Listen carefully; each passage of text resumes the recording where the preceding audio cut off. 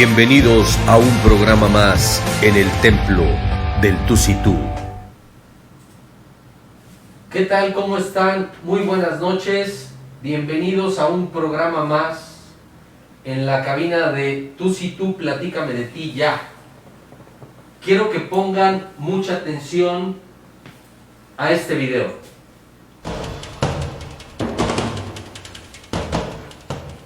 Bajo el concepto de que no hay enfermedades sino enfermos, podemos determinar que una misma enfermedad no se cura con la misma receta. Dado por entendido que podemos quitar el dolor, pero no descubrir la causa. Bajo este principio, el doctor en psiquiatría, Alejandro Soto Chilaca, ha propuesto su tratamiento: salud mental personalizada. No te lo puedes perder.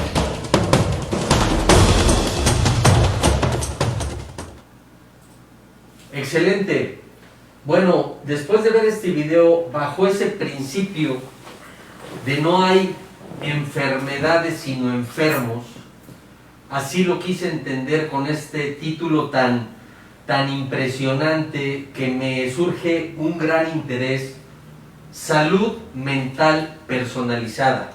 O sea, así nada más. O sea, no son recetas de cocina. Para llegar a un equilibrio mental, no nada más es con una receta así como si fueran volantes. El doctor Joaquín Alejandro Soto Chilaca, que tiene un amplio currículum, nos va a venir a explicar de esa observación que él tuvo y por qué manejar así a los pacientes. Antes de mencionar su currículum, muy buenas noches, doctor. Muchas gracias por aceptar la invitación. ¿Algunas palabras? Muchas gracias por la invitación, muchas gracias por el contacto primero, por recibirme en su espacio. La verdad es que antes que nada quiero felicitarlos por todo el proyecto que tienen, ¿no? Por el tiempo en el que llevan ustedes trabajando en esto, y porque la verdad es que es súper mega necesario, ¿no? Es decir, este tipo de espacios para poder hablar y transmitir información actualizada y sobre todo con el respaldo, ¿no?, desde usted y de toda la gente que está invitando. Gracias. Muchas gracias. El doctor Joaquín Alejandro Soto Chilaca, nada más y nada menos, es médico cirujano, egresado de la Universidad Nacional Autónoma de México de 1994 al 2001. Especialidad en psiquiatría en la Universidad Nacional Autónoma de México del 2001 al 2005. Diplomado en terapia cognitivo-conductual, interdisciplinas cognitivo-conductuales del 2002 al 2004. Posgrado en alta especialidad en psiquiatría forense y legal. Está impresionante esta alta especialidad. En la UNAM de 2005 al 2006. Terapia sexual y sexología clínica en la Asociación Mexicana para la Salud Sexual, AC, del 2006 al 2008. Doctorado en psicoterapia, Asociación Psicoanalítica Mexicana, del 2013 al 2015. Maestrante en Administración de Servicios de la Salud en la Universidad de las Américas, Puebla, de 2019 a la fecha. Certificado por el Consejo Mexicano de Psiquiatría, vigencia 2015 y del 2020. Yo creo que este amplio currículum respalda toda la información que vamos a manejar en este programa. ¿Ok? A ver, doctor Alejandro, hacemos un bosquejo de ti, porque con este amplio currículum nos podemos ir directamente a lo que es la salud mental personalizada. Pero ¿quién es Alejandro? Un poquito, dejemos los diplomas, los cursos. ¿Quién es? ¿Qué te forjó en la primaria? ¿Qué te forjó en la secundaria? ¿Cómo te fuiste formando para llegar a este momento y poder dar la cara hacia un paciente, que es una gran responsabilidad? Platícanos de ti, algo que te haya dejado huella desde el kinder, si quieres, en la primaria. Claro. Sí, no, y es una pregunta muy importante.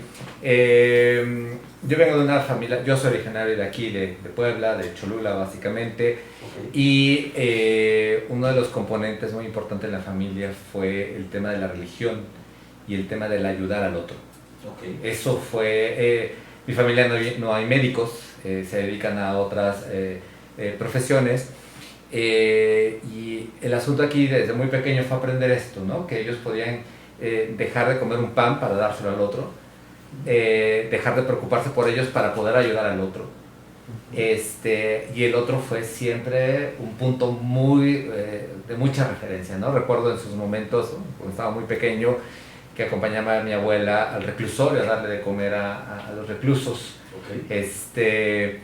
Y bueno, creo que ese es un punto de referencia que me marcó siempre, ¿no? Siempre estar como ayudando, y que fue gestando que cuando estaba yo en la preparatoria el interés era mucho dentro del área de la psicología, y ahí una tarde mi madre habla conmigo y me dice, ¿por qué no mejor estudias psiquiatría? Creo que vas a tener más oportunidades de poder expandir.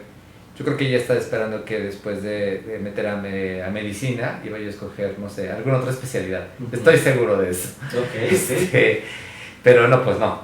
La verdad es que yo ya cuando entré a la universidad yo ya venía con este modelo, y pues prácticamente ya fue como enfocarme directamente al tema de la salud mental y de ahí encargarme, ¿no? Y yo creo que lo que le pasa a todo mundo, que de repente uno termina la especialidad creyendo que ya no tiene como todos los conocimientos adecuados, y la verdad es que uno apenas empieza.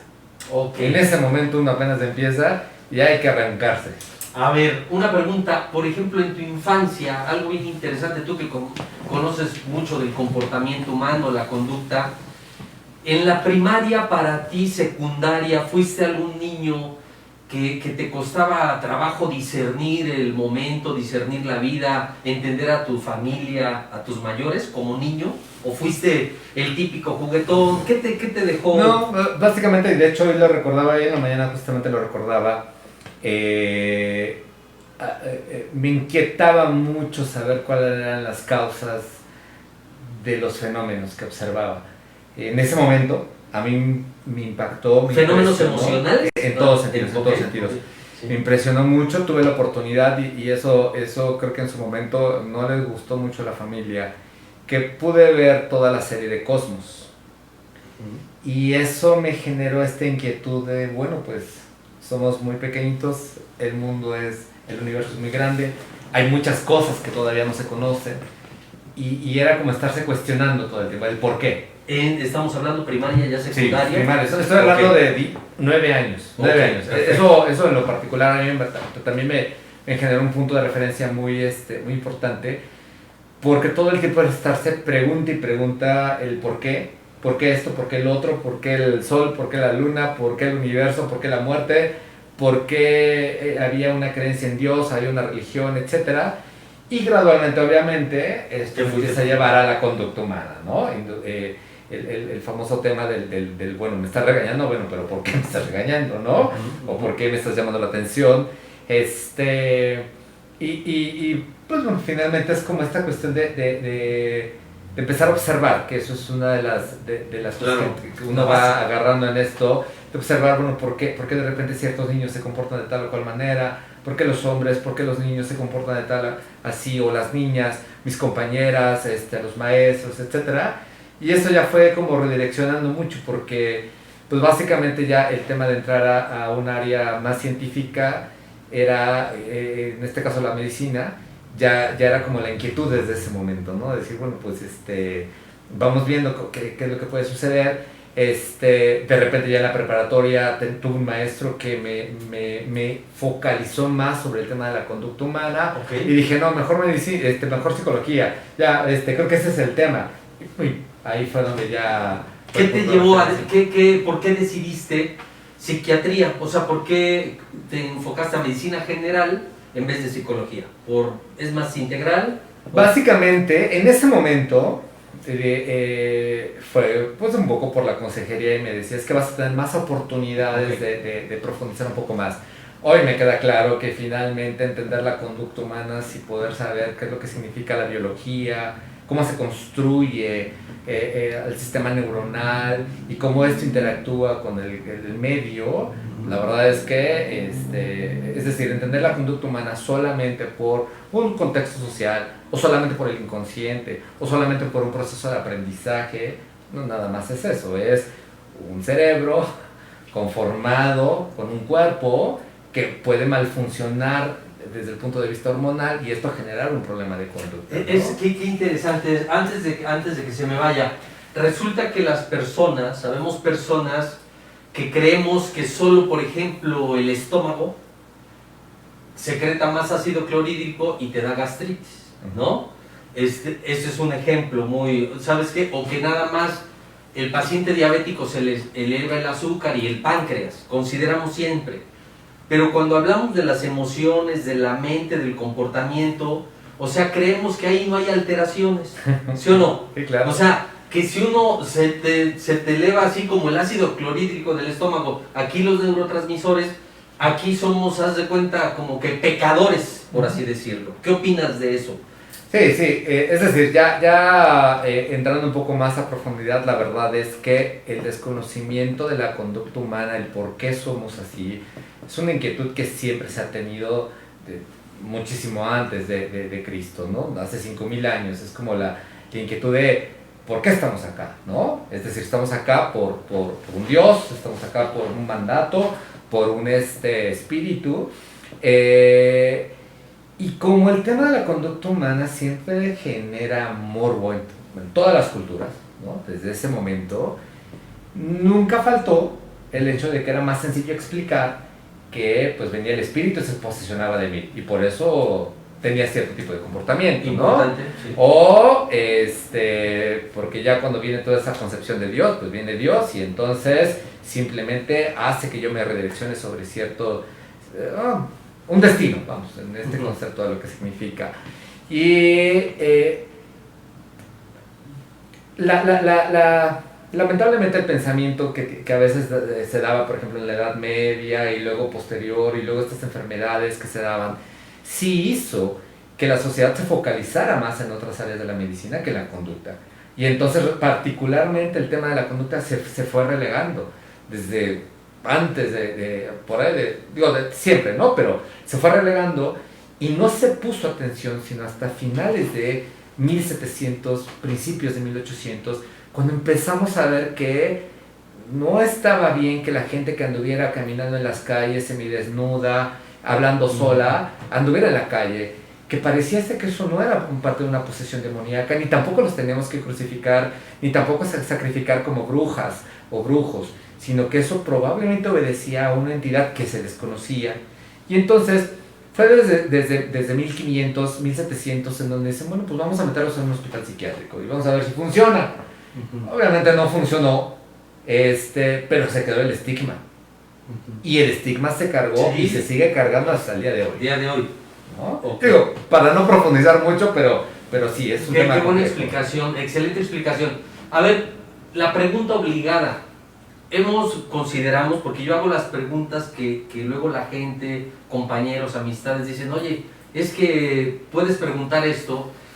Por lo general, el que estudia psicología, psiquiatría, es como pregunta para saber la opinión de un experto, es porque quiere primero entenderse él y después poder tratar a la demás gente. ¿Eso pasó en tu caso? ¿Qué opinión tienes al respecto? No, sí, y cómo no haces esta pregunta, la verdad es que es como pensar que el que estudia Derecho es para meter a la gente a la cárcel, o el que estudia Criminología es para aprender a hacer crímenes, okay, o el que estudia Contaduría es para evitar el SAT, ¿no? O sea, okay, excelente respuesta. Vamos, la verdad es que sí es hay que clarificar aquí, sí, es como muy importante. Como cualquier otra profesión, la psiquiatría y la psicología tienen una base, pero ya de ahí alcanzamos a subespecializarnos. Y entonces no todos los psicólogos dan terapia, ni todos los psiquiatras damos terapia, ¿no? Sí, claro. Ni todos los psiquiatras tratan pacientes. Hay psiquiatras que se dedican a la investigación básica, con ratones. Aquí tenemos un excelente médico en un instituto de fisiología aquí de la UAP, Sí. psiquiatra, Sí. o gente que está en la UAP en donde no prioritariamente no tienen pacientes, sino hacen investigación clinimétrica. Pero aquellos que, y eso sí es muy importante, aquellos que decidimos atender pacientes clínicamente a través de psicoterapia o de psiquiatría, entendiendo los trastornos mentales, tenemos una obligación de entrar a la psicoterapia. Entonces tenemos que llevar un proceso personal en donde justamente vamos trabajando todos nuestros miedos, todas nuestras fantasías, todas nuestras inquietudes, para que de esta manera, al momento en que estamos frente a un paciente, seamos totalmente profesionales, seamos éticos y no nos salgamos con algunas cosas. Porque, como cualquier otro profesionista en cualquier área, Sí. pues llega a suceder que si no tengo la experiencia y no tengo la habilidad, voy a ser subjetivo. Y en la subjetividad puedo meterme y hacer muchas cosas que no debería, ¿no? Y nos pasa a todos, ¿no? Es decir, profesionistas de cualquier área, profesionistas en el área de la psicología, profesiones en el área de la medicina, ¿no? Entonces, en ese sentido, sí es como una obligación que si yo voy a atender pacientes, tengo que tener un proceso. Y en este proceso uno va trabajando pues todo, ¿no? Excelente, excelente explicación. Bueno, ahora sí, para entrar en materia, resulta que yo quería tocar un tema con el doctor Alejandro, que era lo del mindfulness, que ya hablamos unas entrevistas, hace 2 entrevistas. Pero él me lanza la propuesta de salud mental personalizada. Entonces me encantó el término y de ahí viene todo el video desde el principio, desde el fundamento de que no hay enfermedades sino enfermos, concluyendo que tenemos que particularizar cada caso. Pero yo tengo experiencia en mis colegas, en mis compañeros de diferentes especialidades, y es muy difícil aterrizar eso que tú propones, porque muchos de nosotros nos formaron con estos protocolos, Claro. con estos artículos, Sí, con claro. este Journal of Medicine, y más ahorita así como en la Sí, sí, pandemia, o sea, no se salen de lo que dicen. Y punto. Pero tener una observación tan amplia con ese título a esta plática, pues la verdad va a enriquecer mucho esto. ¿Cómo surge? ¿A través de qué observación? ¿Qué logras? ¿Qué comparas? ¿Qué resultados negativos tuviste? ¿O qué tratamientos que se quedaron a medias Sí, tuviste claro. para decir, a ver, no, güey, salud mental personalizada? O sea, vamos viendo cada paciente como individuo, como si particularizando cada caso. Explícanos ampliamente, Sí, por favor. quizás una de las partes importantes es que hay que entender que históricamente, como comentaba, cualquier alteración de conducta que saliera fuera de las normas clasificadas en 1000 después de Cristo, en 1200 después de Cristo, 1300, 400 después de Cristo, ¿Ok? fue básicamente en 1700, cuando, 1500, cuando el concepto era como de, esto está normal, lo que para la sociedad consideraba normal en estos momentos, hay que encerrarlos, Ok. porque se creía que con eso era suficiente. No ponía las ciudades feas, no nos quitábamos de problemitas societarios y hay que encerrarlos. Esta técnica se practicó y se sigue practicando, lamentablemente, ¿no? Ok. Entonces, ¿qué es lo que se ve por ahí de 1700? Suena esto increíble quizás ahorita escucharlo, pero en 1798 es como de, a ver, creemos que a estas personas que están adentro de un hospital psiquiátrico hay que tratarlos como seres humanos.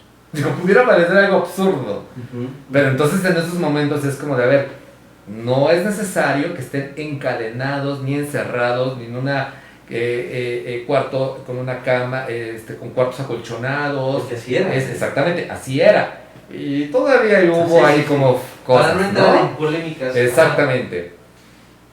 Sin embargo, pasan casi 100 años y, ok, ya, sabemos que hay que tratarlos como humanos y creo que eso nos puede funcionar, sí, pero luego, ¿qué hacemos con todos las demás personas? Y entonces, por ahí algunos neurólogos, Charcot y luego Freud, es importante ubicar que Sigmund Freud fue médico y neurólogo, ¿no? Entonces, esto es una parte muy importante porque a veces se piensa que fue psicólogo. psicólogo Ok.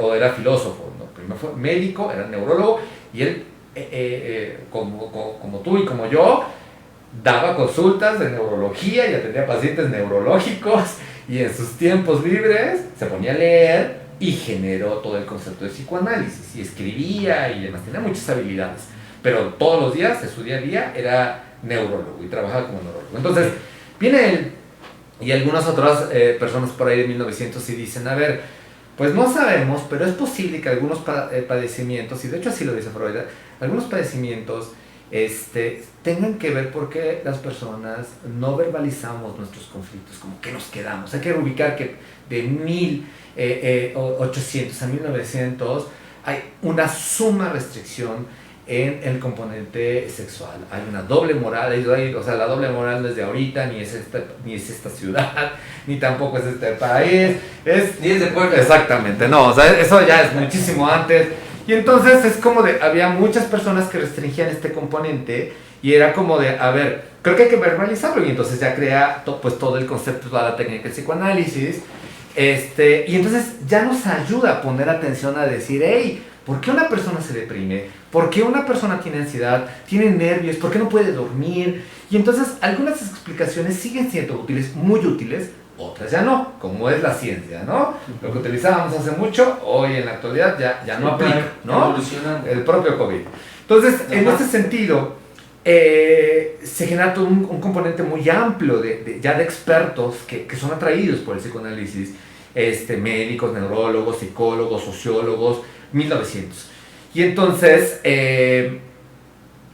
hubo gente que afortunadamente se forma en el psicoanálisis y dice, a ver, creo que esto no es realmente creo que no es la técnica la adecuada, porque nos tardamos mucho y la verdad es que creo que hay muchos pacientes que no resuelven. Y entonces viene toda una oleada de todas las corrientes conductuales y luego las cognitivas, y luego esto ya brinca en la terapia cognitivo-conductual el día de hoy, que es altamente efectiva para cierto tipo de cosas. Pero por ahí de 1950, y hablamos así como, por un lado, psicoanálisis, que se empieza a focalizar mucho en el tema de la personalidad, que esa parte es muy interesante. La cognitivo-conductual, que tiene sus orígenes en nuestros momentos y que da resultados muy buenos para cierto tipo de problemas, pero también en 1950 aparece la psicofarmacología. Y es como de ver, hey, no todo tiene que ver con cuestiones teóricas del inconsciente y deseos sexuales reprimidos. A ver, hay personas que tienen una enfermedad que se llama esquizofrenia, que tienen alucinaciones y delirios, y que para ese momento no obedece a todo lo demás. Un medicamento puede hacer que las personas funcionen mucho mejor. Y entonces viene un boom.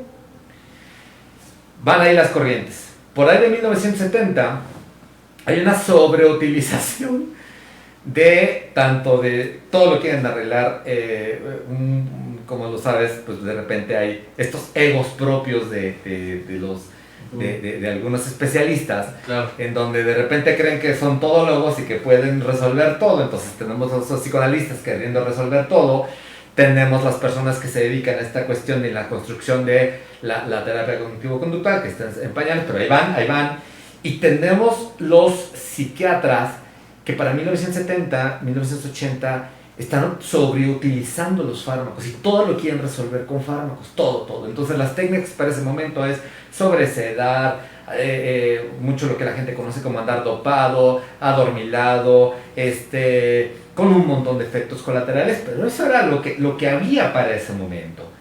Afortunadamente, todo esto genera que aparece otra corriente importantísima que tiene que ver con la corriente antipsiquiátrica, y se empieza a gestar todo este componente del modelo sistémico. Es decir, ¿quién tiene el problema? La sociedad.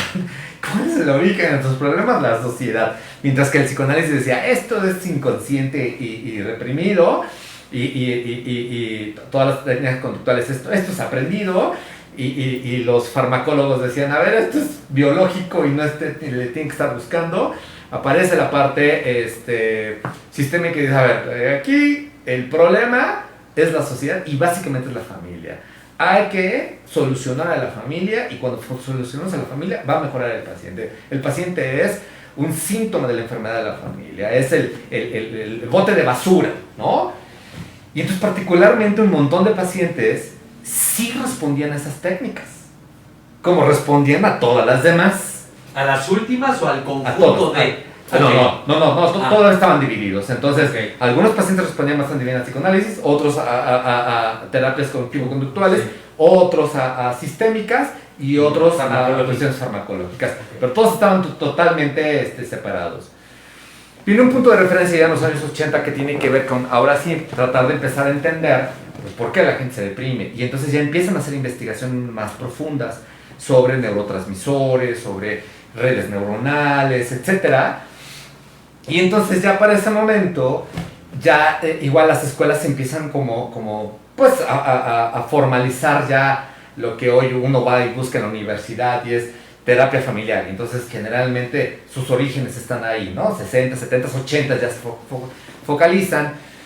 Y empezamos a ver que ciertamente, y es increíble esto, pero es como ciertamente no todo el mundo responde Claro. en un hospital psiquiátrico, ¿no? Como que, a ver, esta idea que veníamos trayendo de hace 300, 400 años, pues creo que sí, realmente creo que habría que cuestionarse Que la desencadenarlo, ¿no? existencia de un hospital psiquiátrico.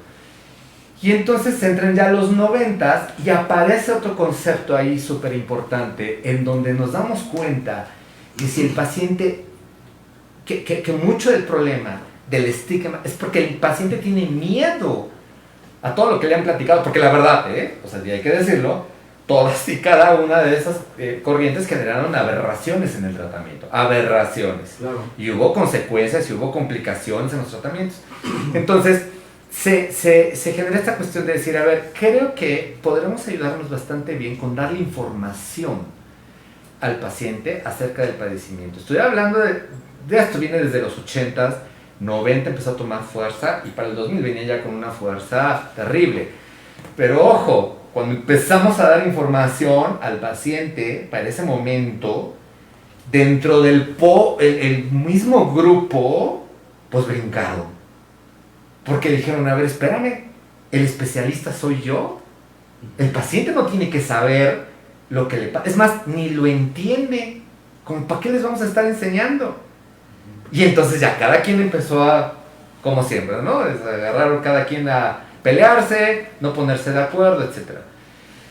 Y entonces gradualmente, cosas que, por ejemplo, se tenían abandonadas, todavía hoy por hoy se tienen abandonadas, y es estar pica y pica y pica piedra, todo el componente de la vivencia sexual de cada uno de nosotros, ¿no?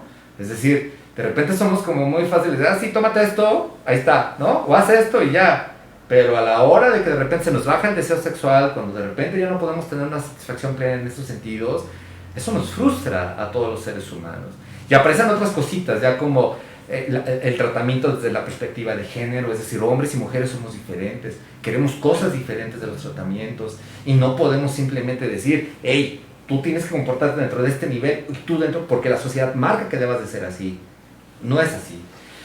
Y entonces ya viene ya todo este cuestionamiento de decir, hey, empieza a darse en otros países, obviamente, esta situación de cierta corriente que mucha gente se resiste. En el mundo está mucha gente, porque todavía estamos, como lo comentabas al principio, de a mí me enseñaron que esto debe ser así, y así lo tengo que aplicar, y así me voy a morir, ¿no? Entonces, se empiezan a aplicar ya los modelos integrativos, en donde ya nos ponemos y nos sentamos, primero reconociendo que nadie es todólogo, porque eso no existe. Los todólogos seguramente eran los de 1900, 1800 y demás, ¿no? Filósofos, astrónomos y biologicistas. Pero hoy ya no hay todólogos, hay tanta información que es imposible. Dos, que yo sé tanto como el que está enfrente de mí, como el que está a un lado de mí, y que ellos, en función de teoría, en función de conceptos evidenciados en la ciencia, que esa es la parte bien importante, porque de repente pues también aparecieron corrientes de constelaciones familiares, y corrientes de biomagnetismo, y corrientes de Esto de tarot, coach, magia, tarot, etcétera, y pues que cada quien decía, yo te curo, yo te alivio, ¿no? Y entonces pues, de repente la gente se confunde terriblemente y es muy difícil, y entonces ya en ese sentido lo que se va generando es como este concepto de generar la integración. Nada más que el problema hoy, y sigue siendo un problema, es que para que podamos trabajar en equipo es bien difícil, porque generalmente lo primero que chocamos son nuestros egos y nuestros conceptos teóricos. A mí nos ha costado mucho trabajo, a mí me ha costado mucho trabajo, porque en el grupo, pues de repente nunca falta que entre la persona que tiene un concepto antipsiquiátrico y antimedicamentos. Y entonces es como de, a ver, no, o sea, los medicamentos no van a solucionar todo, pero tenemos que trabajar en equipo. Y recientemente estoy hablando de unos 7, 8 años, lo sabíamos desde antes, pero desde hace 7, 8 años, empezamos a salir un montón de investigaciones en relación de cómo nuestra flora intestinal impacta sobre el tema de nuestras emociones. Y cómo, esto tiene menos de un año, cómo si cuidamos nuestra dentadura, eso también impacta en las emociones. Cómo las personas que no cuidan la dentadura y tienen frecuentemente caries, es un factor de riesgo, por ejemplo, para Alzheimer, claro, o para depresión. Entonces, es ahí donde ya empezamos a ver que el tema es bastante más profundo y entonces ya se genera el concepto. A otras áreas de la medicina tienen avances, obviamente por lo que estoy comentando, ¿no? Porque le pusieron atención desde 1600, 1700, 1800 la sociedad, y entonces pues empiezan a hacer una medicina más personalizada, ¿no? Exacto. Es decir, a ver, tu tratamiento es este. ¿Por qué? Porque ya te analicé, porque hice este tipo de estudios, por esto es lo adecuado para ti.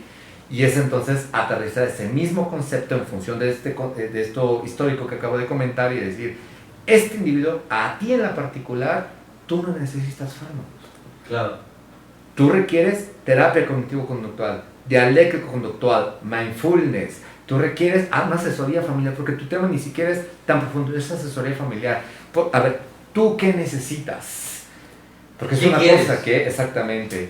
Fíjate, doctor, que en toda esta explicación hasta aterrizar cómo tenemos que particularizar cada caso, cada enfermedad, yo siempre he dicho, ahí está en la página del Tú Si Tú Platícame de Ti Ya, ahí está que no todas las... Si la terapia le sirvió al vecino, no quiere decir esto para evitar los charlatanes y la charlatanería.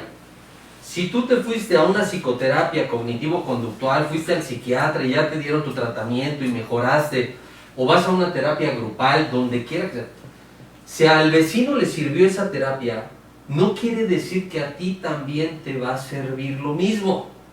El chiste es seguir buscando ayuda. Tú puedes, no, te recomendaron a este psiquiatra, pues ahí vas tú, ¿no? Pero no te sentiste cómodo, bueno, busca otra terapia, hasta encontrar, así como no es que sea palero, que tengan el concepto de salud mental personalizada. No quiere decir que a él si le sirvió la terapia de los imanes, por decirlo, a ti también te va a servir. ¿Qué opinas de eso? Sí, no, por supuesto, que sobre todo que cualquier área, ¿no? O sea, el derecho, los contadores, otros, los ingenieros, nuestra propia, somos profesionistas y en ese sentido tenemos la responsabilidad de estar actualizados y que pues a veces, si esa es la realidad, no todo el mundo lo hace y todo el mundo mucha gente se queda con lo que pasó, ¿no? Entonces, si finalmente yo tengo una inquietud y voy a buscar ayuda, como bien lo comentas, me recomendaron tal, voy, no siento y no hago clic, ok, perfecto, voy y busco otra opción.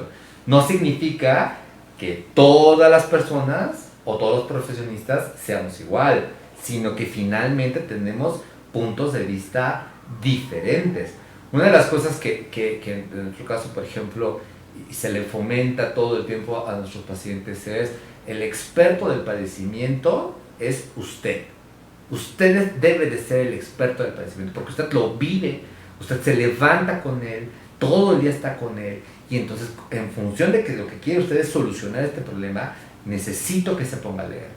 Y necesito, obviamente también se les da una guía, ¿no?, sobre qué leer, porque ya sabemos que de repente ponemos a buscarnos en internet, encontramos de todo, ¿no? Entonces, la parte aquí importante es respaldar la información con información científica, validada, que sea igual aquí, que sea igual en China, en Japón, en Europa, de tal manera que los conceptos se den cuenta que son igual. Y inclusive les pedimos a los pacientes, porque ese es el punto, sentarnos y generar y facilitar un debate. A ver, ¿por qué no estás de acuerdo? ¿Qué te generó incomodidad? ¿Qué fue lo que leíste? Finalmente, nosotros somos auxiliares en el tema del tratamiento. Al final de cuentas, si el paciente se va, no podemos obligarlo. pero sí tenemos una obligación ética, moral, de estarlo acompañando y que en este sentido sepa que si va a estar con nosotros, no es porque bajo los conceptos previos de lo que significa la medicina. Estoy por ti, contigo médico, de buena fe y porque me caes bien. A ver, estamos aquí en conjunto. Yo tengo una responsabilidad de ayudarte, pero tu paciente también tienes una responsabilidad de ayudarte. Y en ese sentido la información es sustancial. Ok, pues ya estamos aterrizando lo que es salud mental personalizada. Bajo este concepto, este argumento, esta corriente, si quieres decir, ¿cómo ejemplifícanos un poco, que seamos más tangibles? ¿Cómo llevas a la práctica ese concepto, por ejemplo, en un caso de depresión? ¿Cómo tú llevas, cómo englobas al paciente?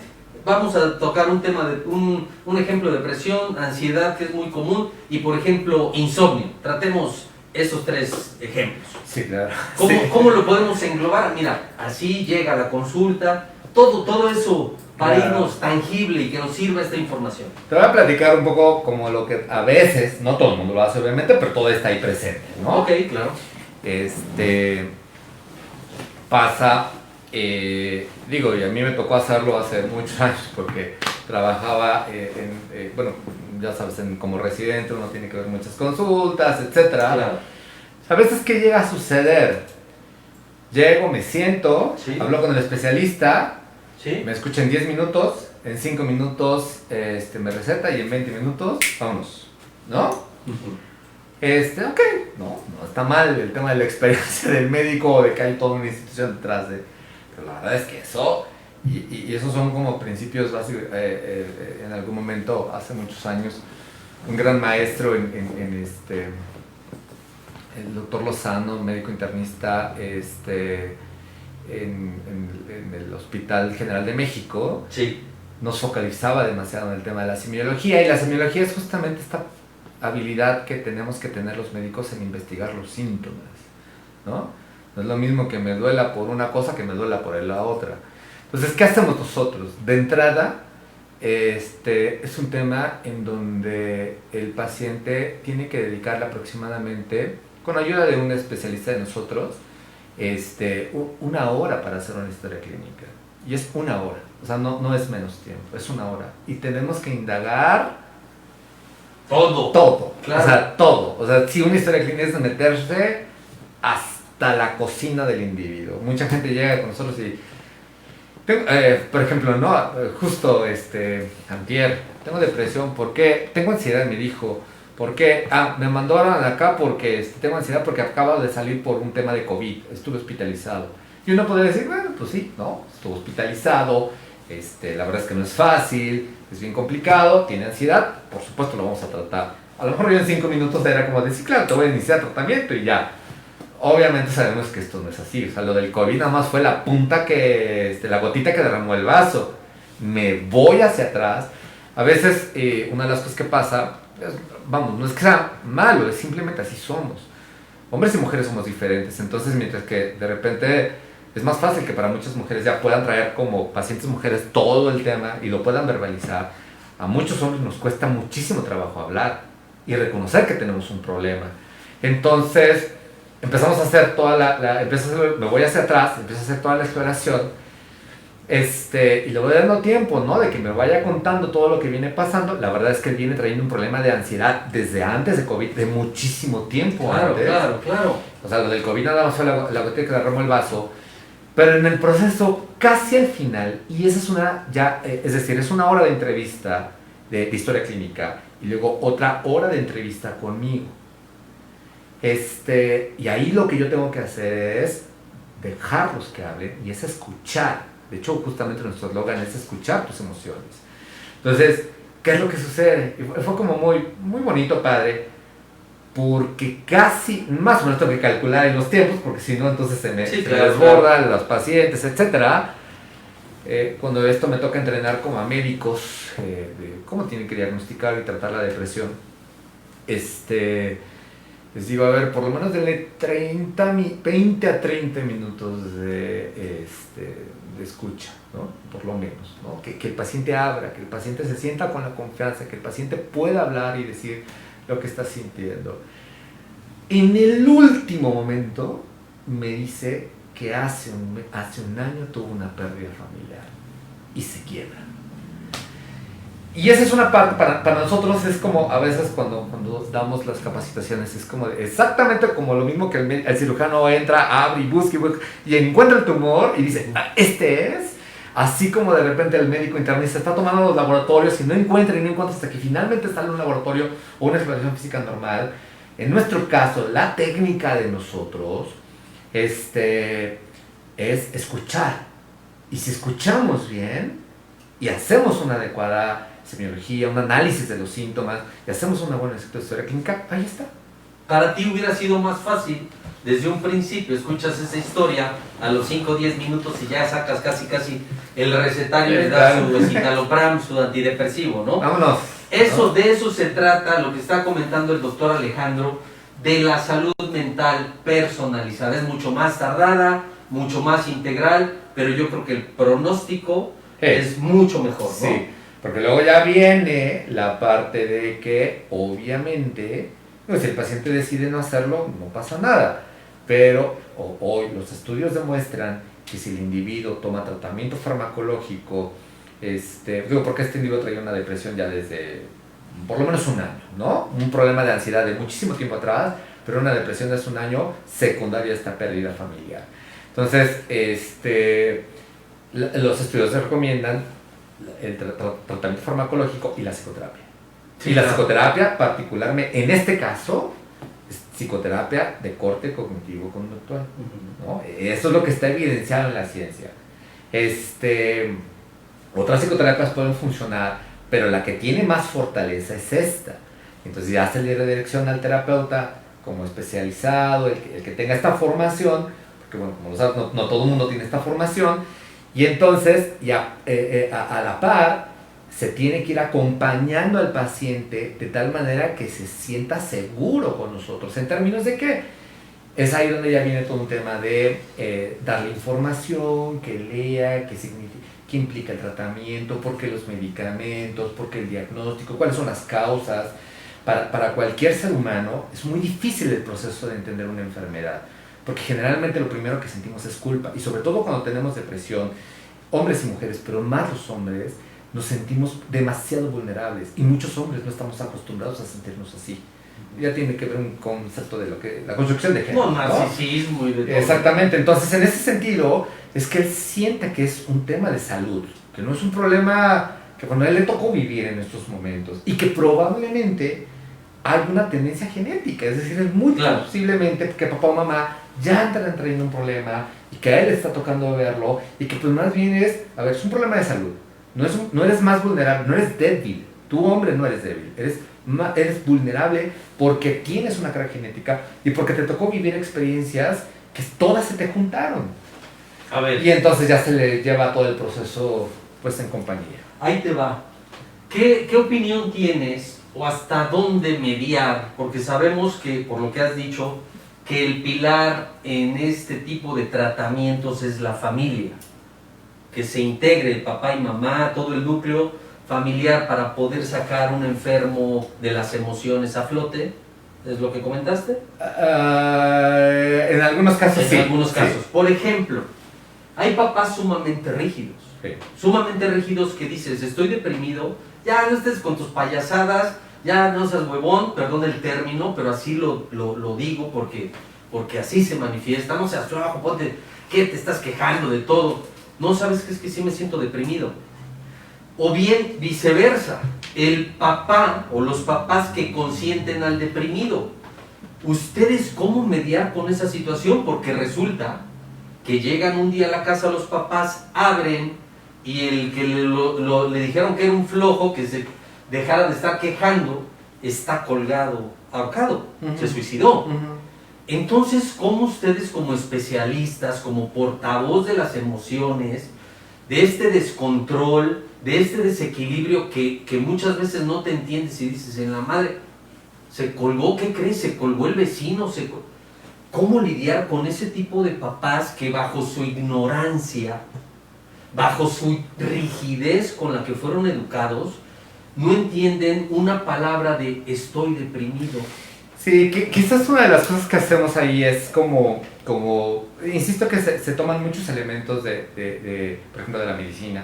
Es decir, si yo veo un paciente, un médico, por ejemplo, de primer contacto, un médico internista, veo un paciente obeso, ya por default sabe que no solamente viene quizás por su glucosa, que viene por esto y por esto y por esto y por esto y por una cantidad de complicaciones.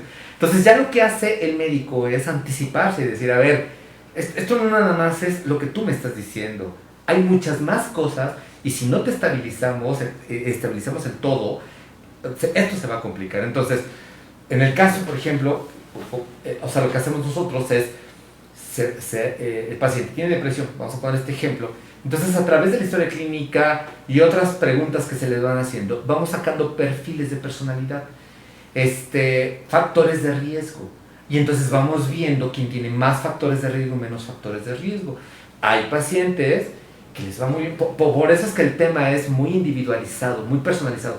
Hay adultos de 25, 20, 25, 30, 40 años que tienen depresión, se les inicia tratamiento, van a terapia, mejoran, ya, no pasa nada.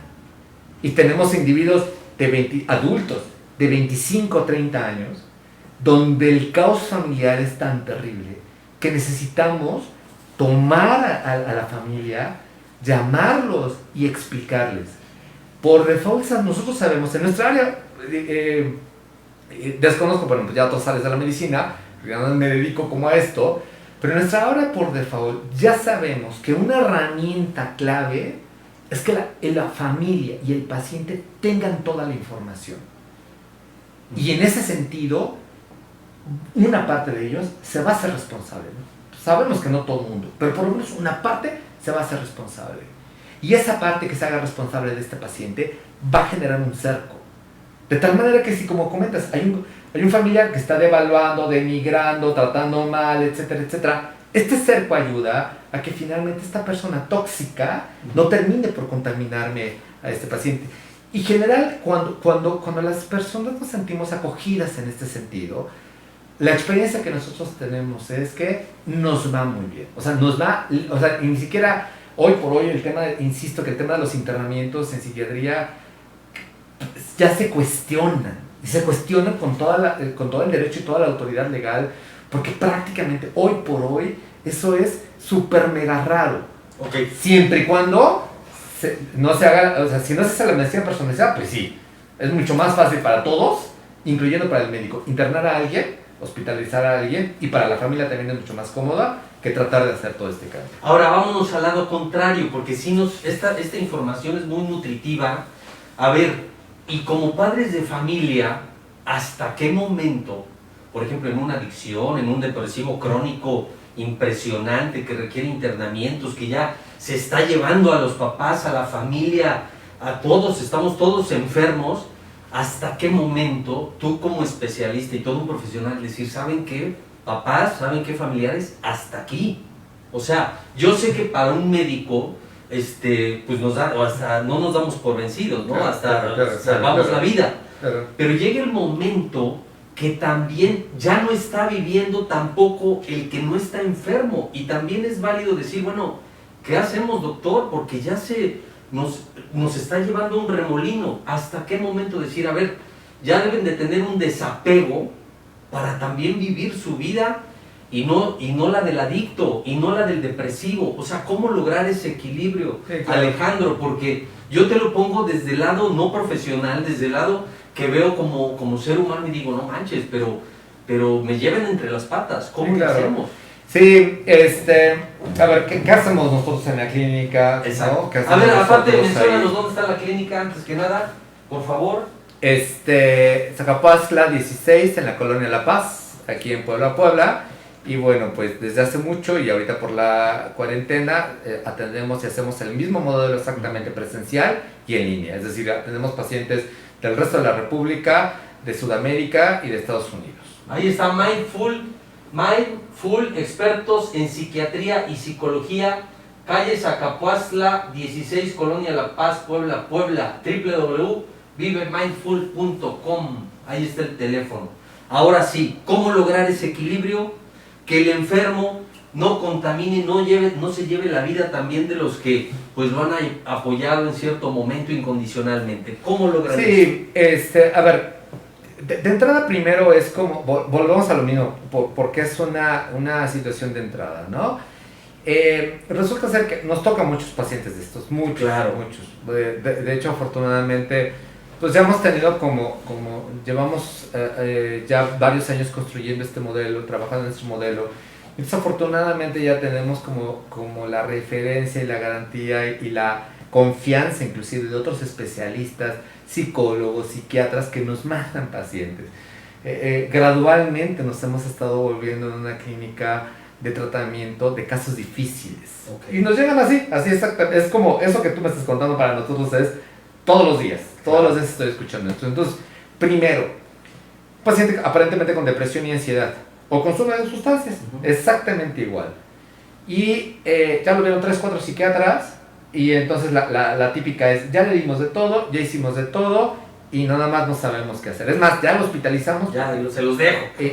No, Ajá. porque finalmente lo hospitalizan creyendo que la hospitalización los va a mejorar y la verdad es que ninguna hospitalización hace... en el hospital nos metemos en una esfera de cristal y la vida no es así, no es una esfera de cristal, la vida es del día a día. Claro, claro. Por eso es que ese concepto está tan cuestionado. Entonces, primero es, ¿y qué tal si no tiene depresión ni ansiedad? ¿Qué tal si tiene otra cosa?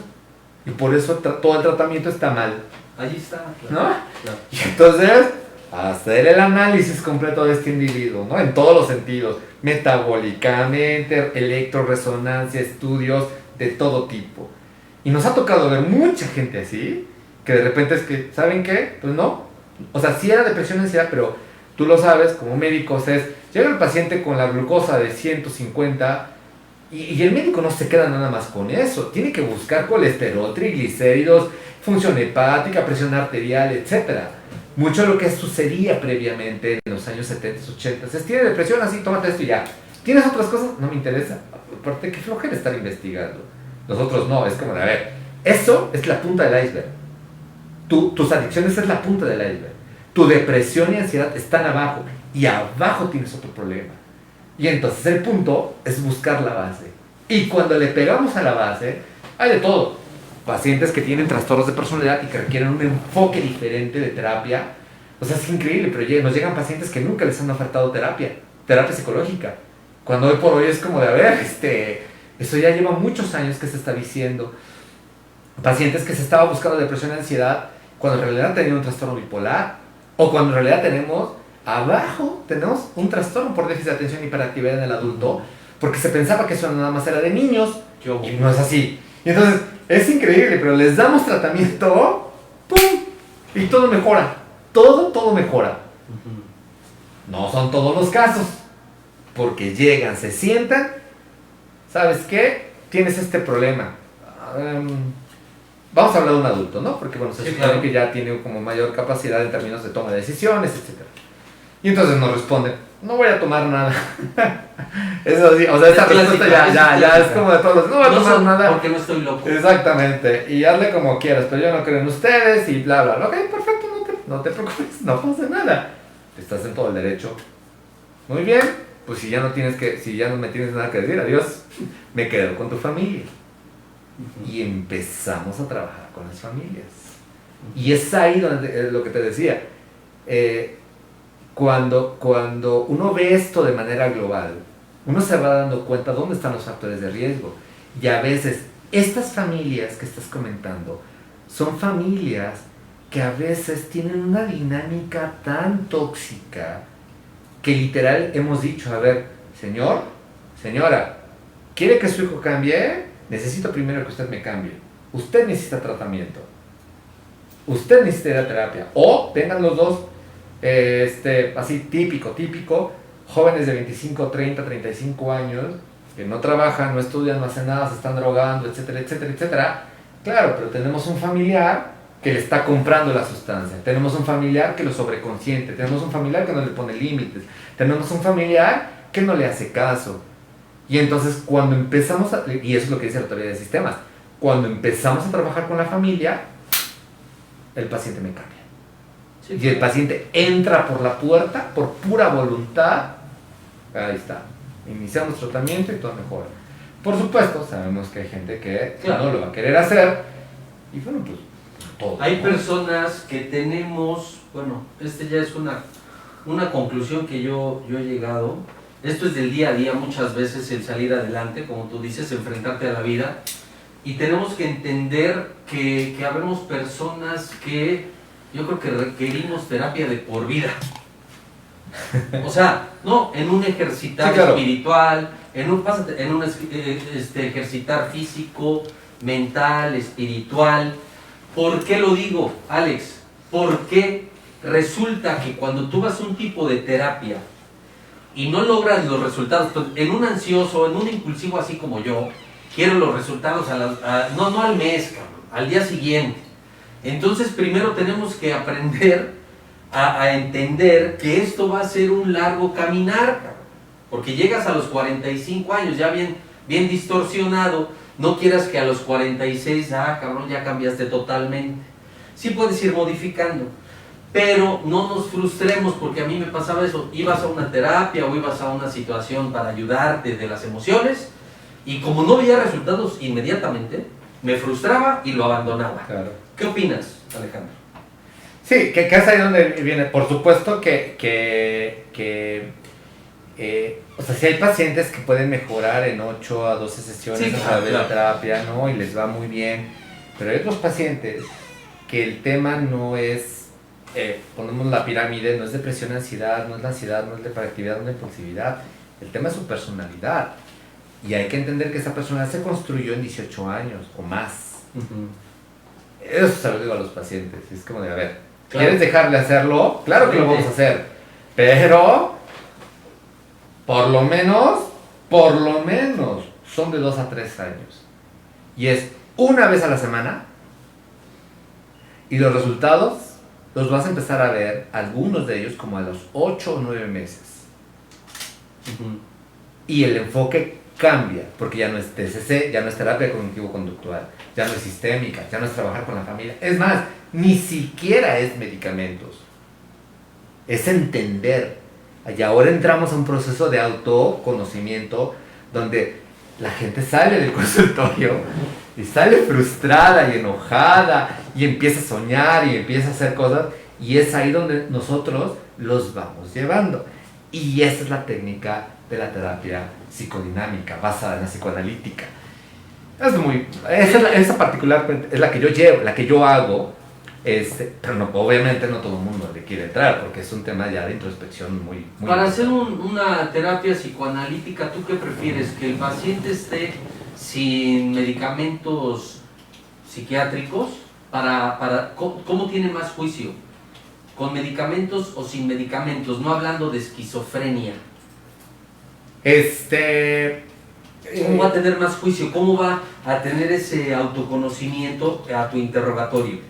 Bajo la medicina personalizada, con las dos, con o sin medicamentos. Porque también, o sea, ya también está este concepto de que el paciente en el día ande todo dopado, sedado, adormilado, cognitivamente disminuido, sin que pueda funcionar. Eso es una visión de los años 70, 80. Es decir, hoy llega a suceder que de repente algún paciente sí lo tenemos como que tranquilizar mucho, pero todos los pacientes, todos los pacientes que tratamos son ingenieros, arquitectos, cirujanos, cardiólogos, anestesiólogos. Entonces, gente que tiene que estar al otro día aquí, Claro, ¿no? Y excelente. tiene que estar resolviendo y tiene que estar tomando decisiones gerenciales, llevando a 1,000 personas, 2,000 personas debajo de ellos, y que obviamente no se pueden estar dando el lujo de, ay, es que tengo sueño, o sabes que como que me siento lento. No, eso es de hace muchos años.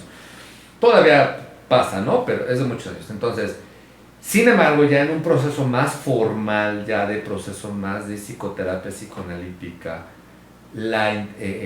y dentro de una perspectiva ortodoxista, yo te respondería, quítale el medicamento. Hay que quitarle el medicamento.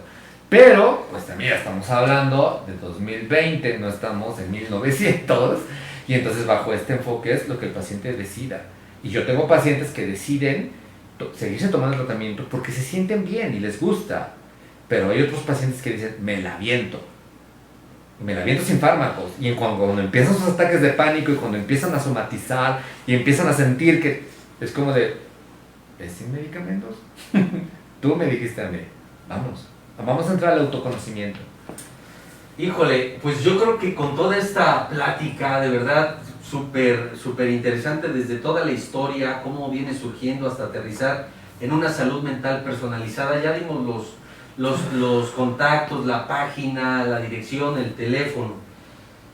Resulta, doctor Joaquín Alejandro Soto Chilaca, que yo tuve una amistad, para concluir, tuve una amistad que me dijo, no, tú necesitas terapia.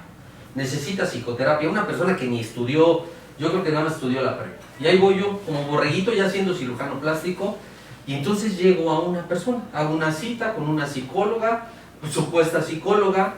Ahorita que hablas de la historia clínica, qué importante es la historia clínica. No nada más se hace en medicina general, en las especialidades, en psiquiatría, en psicología, es sumamente importante. Y entonces me siento, y me dice, ¿qué onda? ¿En qué te puedo ayudar? Ajá. Yo me enfrenté a 2 o 3 psicólogos después de eso que casi querían como que les contara el chisme de mi fin de semana, cuando ni siquiera sabían que mis papás eran diabéticos, hipertensos, ¿sí? Claro. Entonces, de ahí surge, o sea, cuando le empiezo a platicar, pues yo me fui como gorda en tobogán, o sea, así con todo, le empecé a soltar todo. Casi se mete abajo de la mesa, se asustó. No, tú necesitas un psiquiatra, te lo juro que a mí me pasó eso, necesitas hospitalización, no inventes, estás impresionante. O sea, en primera yo salí ahí y dije, no, soy el pecador número 1. Pasé por toda esta situación cuando aterrizo, hago la maestría de psicología en un instituto reconocido y te dan la importancia de la historia clínica, psiquiátrica o psicológica. Eso es, por eso fue todo este interés, ¿ok? Todo este interés, para que esta información, si se te ha dificultado salir del abismo o se nos ha dificultado, yo no voy a parar hasta que te agarres de lo que dice el doctor Alejandro o de lo que dice a ver quién, pero disminuir el pronóstico, el porcentaje de suicidio, de depresión, de vivir frustrado. Por eso es este programa, Alejandro. ¿Qué más?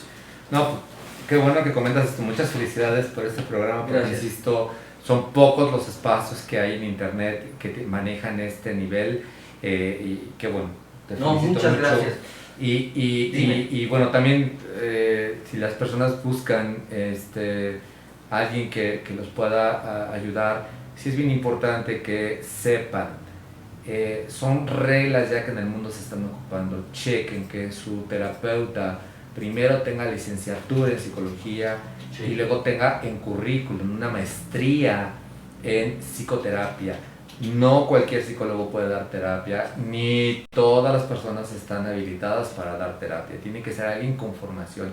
Allá afuera, lamentablemente, y de acuerdo a cómo está pues nuestro propio sistema, hay gente que ni licenciatura tiene.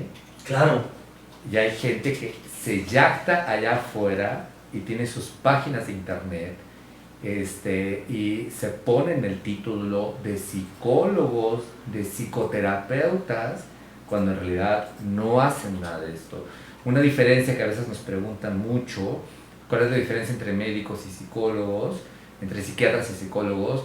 Son muchas, pero una de ellas relativamente fácil es que los psiquiatras somos médicos primero, podemos recetar, los psicólogos no tienen esta habilidad. Si tu terapeuta, psicólogo, te está mandando medicamentos o te está diciendo que lo quites, yo te sugiero que salgas de ahí corriendo, ¿no? Porque si en este caso, por ejemplo, el doctor a mí me manda un paciente y el doctor le manda medicamento y tratamiento, yo no puedo modificar el tratamiento que el doctor está indicando, porque el especialista es el doctor. Yo no soy especialista en su área. Por algo lo está indicando. Sería poco ético, poco profesional decirle al paciente, no tomes los medicamentos del doctor porque no te van a servir en nada, ¿no?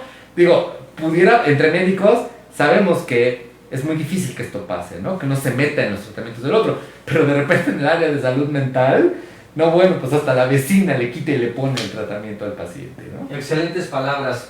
Para finalizar, doctor Alejandro Soto Chilaca, a ver, esto es acorde a la situación actual. Sabemos que el suicidio se ha incrementado de manera exponencial con esta noventena, muchísimos días.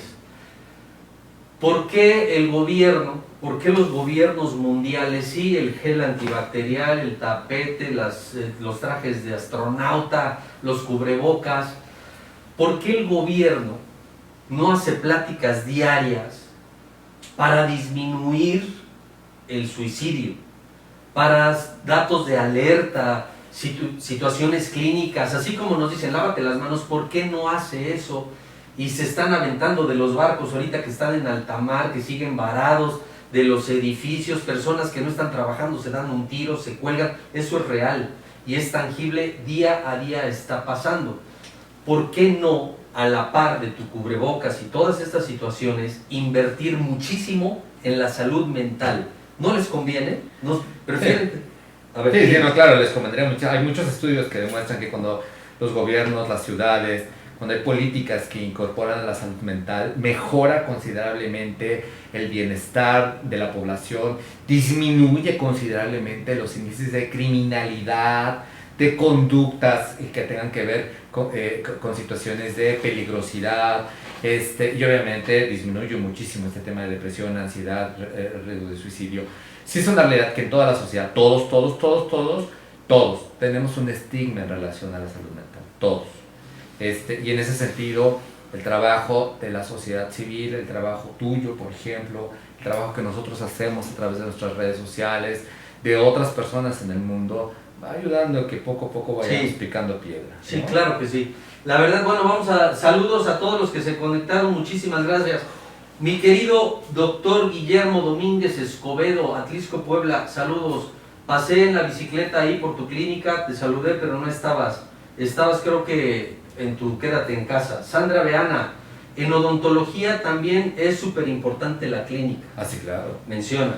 Ok, pues doctor Alejandro, algunas palabras, siempre que va uno a alguna entrevista dices, no, yo quiero decir esto. Algo que tú quieras decir a los seguidores, algo de tu ronco pecho para ayudarnos, para motivarnos, en tu amplia experiencia, alguna invitación, lo que quieras, para eso es esto. Claro.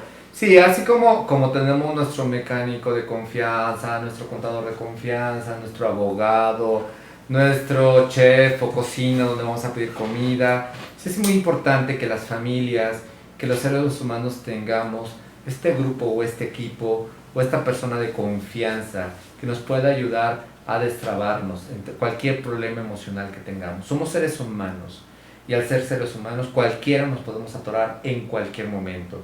Y a veces necesitamos esa segunda persona que nos vaya orientando hacia dónde caminar. Excelente, pues muchísimas gracias.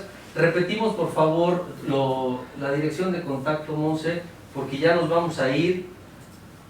De verdad me encantó esta plática, muy profunda, mucha situación, mucho conocimiento. Pero ahí está, Mindful, expertos en psiquiatría y psicología. Calle Zacapuastla 16, Colonia La Paz, Puebla, Puebla. Página www.vivemindful.com. Ahí está el teléfono. Muchísimas gracias, Alejandro. Gracias a ti. Aquí en la tribuna está abierta para cualquier tema que quieras, con que nos quieras compartir. Muy buenas noches. Nos vemos próximo miércoles. Y no lo olvides, el templo te espera. Síguenos en Facebook, Instagram y suscríbete a nuestro canal. Dale like y comparte.